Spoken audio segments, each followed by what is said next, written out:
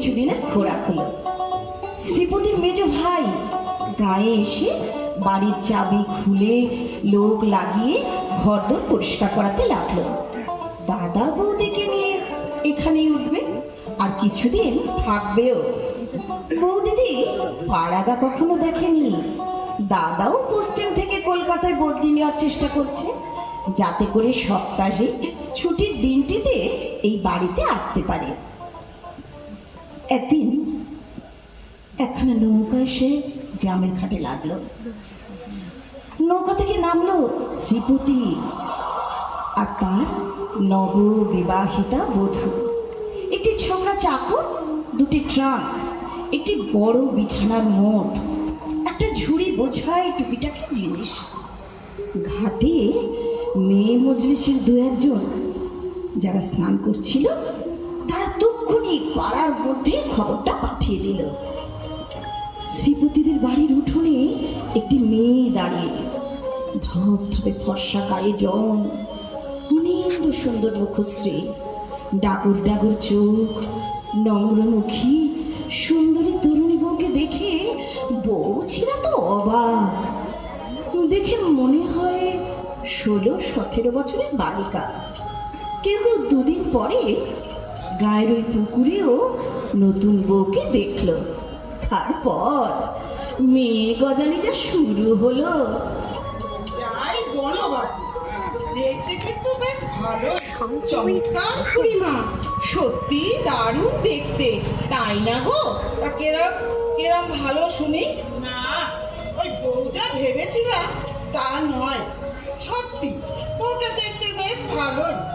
কেনই বা হবে না বলো? শহরের মেয়ে দিন রাত সাবান ঘষছে, পাউডার ঘষছে।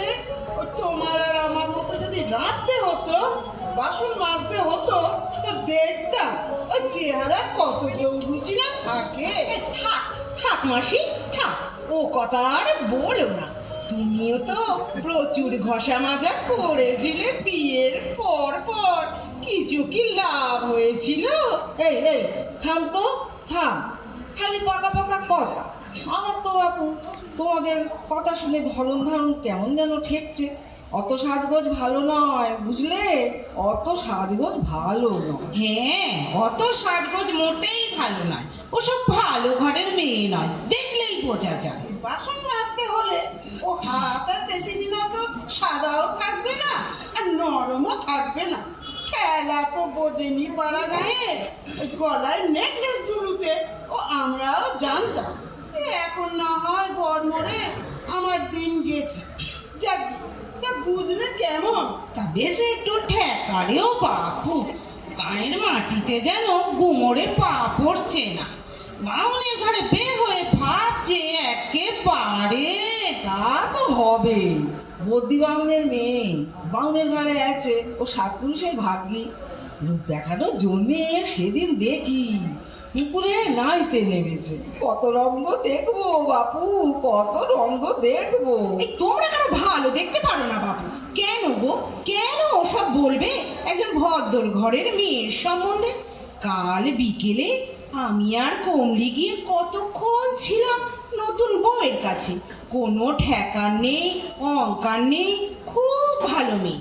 হ্যাঁ, আমাদের তো কিছু তো উঠতেই দিচ্ছিল না।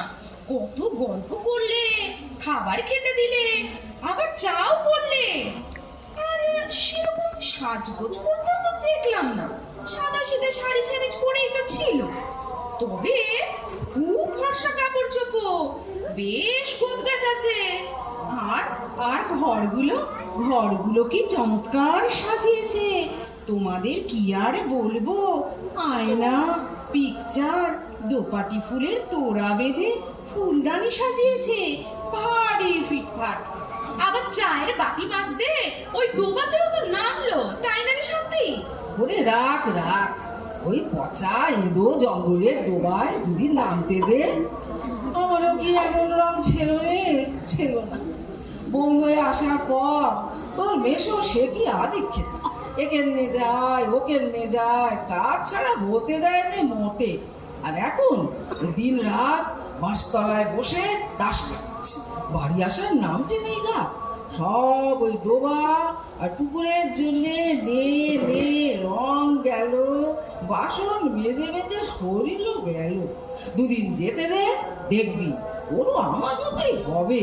কি যে বলো তুমি মাসি, বলতো না যেন বৃদ্ধি মেয়ে ওই রূপ নিয়ে কেউ ডুবায় বাসন মাজতে নামে। ও হাতে ছাই দিয়ে বাসন মাজা অভ্যাস আছে, হাত দেখে বুঝেছি। যা, তা হ্যাঁ রে কমলি, তুই আর শান্তি দেখছি একবেলা নতুন বইয়ের সঙ্গে কাটিয়ে একেবারে ন্যাওটা হয়ে গেছিস। কেন হব না বলো? যাবার সাথে সাথে লুচি হালুয়া নিজের হাতে বানালে, কি সুন্দর কাপ ডিশও দিয়েছে। আর চা তো করলে অনেক পরে। ও চাটা যে কি ভালো হয়েছিল, তাই না রে কমলি? অমন চা কখনো খাইনি আমরা। এই তোরা বাড়ি যাবি রে? সন্ধে হয়ে এলো। গজালিতে ঢুকলে বাড়ি যেতে ইচ্ছে করে না, না? ওই দেখ, চিপদিদের বাড়ির তুলসীতলায় 7 তাড়াতাড়ি কে যেন পিদি মুদেছে। কদিন আগে দেখেছি যেন ভূতের বাড়ি ছিল। হ্যাঁ তবেই বলো, কাল তো আমরা সন্ধ্যেবেলাতেই গিয়েছিলাম। আর আর একটা কথা তো এখনো তোমাদের বলিনি। তা বলে ফেলো ওটুকু আর বার্তাটা কেন? ওরে বল না, এই কমলি তুই বল আচ্ছা, তুই বল। আচ্ছা আচ্ছা বলছি।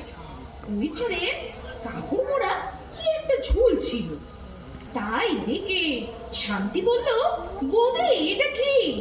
তো বৌদি বলল, ওটা এজরাজ। কে কি মনে করবে বলে ওটা আর এই কদিন নামাইনি। অমনি শান্তি চেপে ধরলে, ব্যাস এজরাজ শুনলুম। তাহলে ওই বাজাচ্ছি, আমিও শুনেছি। ভাবলুম বোধহয় কোন বিক্রি বস্ত্রম টস্ত্রম সেই বুঝি বাজাচ্ছে। কাল একটু বেলায় নাইতে এসেছিল, এখন শুনলুম সে কি গো, সে তো চমৎকার বাজনা, দুদণ্ডা দাঁড়িয়ে শুনতে ইচ্ছে করে। তা কই এ কথা তো এতক্ষণ বলনি চক্রবর্তী গিন্নি। তা ছাই আমি কি করে বুঝবো যেটা ছিপতির বই বাজাচ্ছে?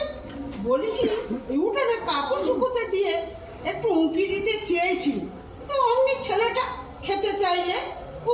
সে আর কি বলবো খুড়িমা, কি সুন্দর বাজনা। শুনবে তোমরা? তাহলে এখন বলি বাজাতে। এই কমলি চল না রে, বলি গিয়ে বললেই বাজাবে। তোমরা এখান থেকে শোনো কিন্তু। কমলি আয় না।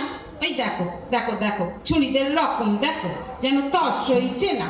উঠলো পাই তো কটক যায়।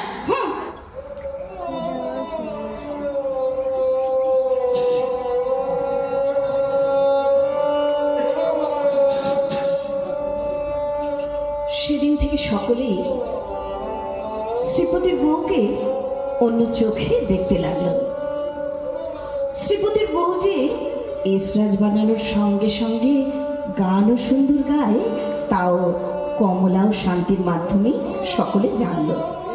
ক্রমশই গায়ের বউদের এই বউয়ের সম্পর্কে একটা উচ্চ ধারণা তৈরি হলো। পাড়া গায়ে সকলেই বেশ হুঁশিয়ার। ধার দিয়ে সে যদি 1 কুচি চাল কি 2 পলা তেলও হয়, তার জন্য 10 বার তাগাদা করতে এদের বাঁধে না। কিন্তু দেখা গেল শ্রীপতির বউ একেবারে মুক্ত হস্ত, দিতে জানে, আদায় করতে জানে না। হাসি মুখ ছাড়া মুখে তার রাগ বিরক্তি কিছুই নেই, আপন পর জ্ঞানও নেই। পাশের বাড়ি চক্করতে গিন্নি বিধবা, একাদশীর দিন দুপুরে তার বাতের ব্যথায় তেল নিয়ে পা মালিশ করতেও হাজির হয়ে যায় এই শ্রীপতির বউ। ইতিমধ্যে কমলারও বিয়ে হয়ে গেল। শ্বশুরবাড়ি যাওয়ার সময় সেও পর্যন্ত শ্রীপতির বউয়ের সামনে এসে কেঁদে ভাসালো। কি করে তাকে ছেড়ে থাকবে এই কমলা? শান্তির এখনো বিয়ে হয়নি, সে এখন শ্রীপতির বউয়ের কাছে গান শেখে। পুজো এসে গেছে, পাশের গায়ে বাড়ির বাড়িতে পুজো বাড়িতে যাত্রা হয়। এবার শোনা যাচ্ছে মহানবমীর দিন কাঁচরাপাড়ার দল আসবে যাত্রা করতে। ইতিমধ্যে একদিন শ্রীপতি সপ্তাহান্তে অফিস ফেরত, তার বউয়ের ভাই বোন